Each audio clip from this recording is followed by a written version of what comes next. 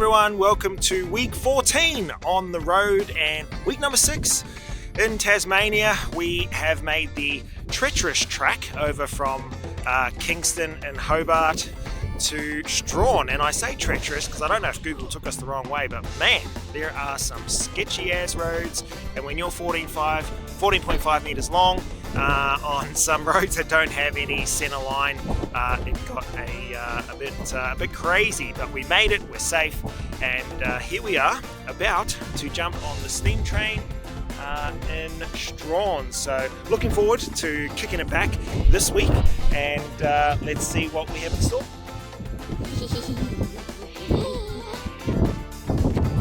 And it's a little cold. We have acclimatized, I will say, so it's not crazy cold, but we are enjoying wearing beanies and scarves. Catch you soon.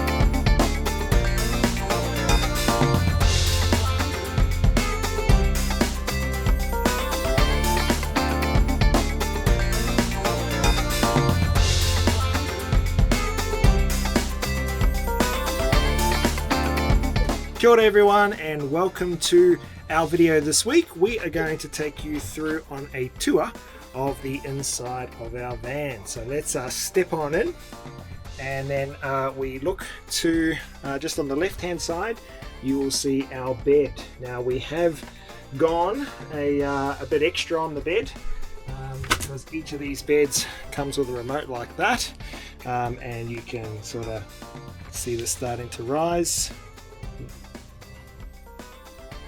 Okay, you can put it into zero gravity mode.